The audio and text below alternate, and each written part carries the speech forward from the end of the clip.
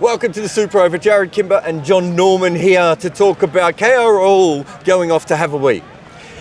Well, you might want to talk about that. I want to talk about the fact I don't know what's going to happen first. Either the rain is going to come in or the drunk fans are.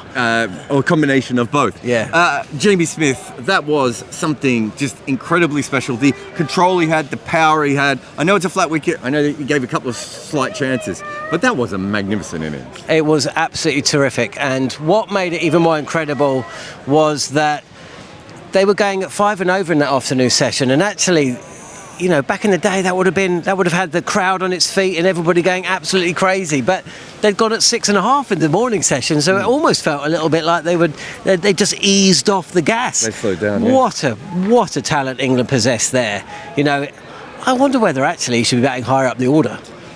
Well, I tell you what, he could basically bat any position he wanted to. If he was playing for Australia at the moment, they could fit him in.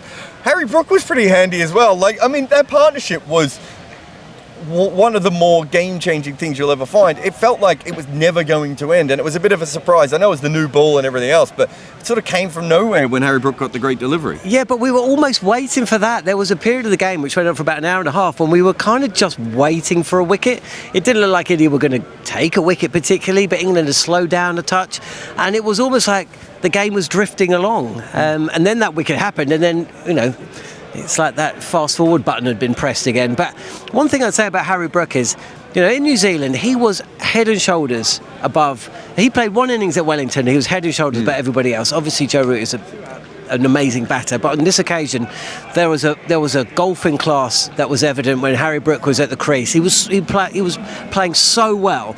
Today, Harry Brook was playing second fiddle to Jamie Smith, and I think that is pretty much the best thing you can say about Smith. And Harry Brook hit 150 odd at probably a strike rate of about 75, so it's not like, I mean, that's ridiculous.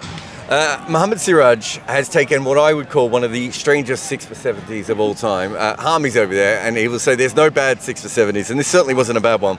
But he took 2 wickets in and over 3 different occasions, and yet in the middle of that, nothing was happening. Well, it's new ball pitch, isn't it? That's what it seems, and that's why I would be a bit concerned about what we saw tonight from England, because, you know, India saw off, 10 overs or so, 12 overs maybe. They've got 60 odd on the board.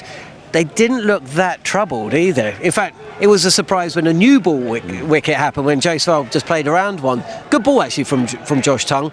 He does have the ability to bowl those balls, doesn't he? That just take you by surprise. The dismissal of... Who was it he got caught? Karunaya, he got caught. And was it Jadeja as well? He picked up 2 wickets, and you just think, that's why he's in the side.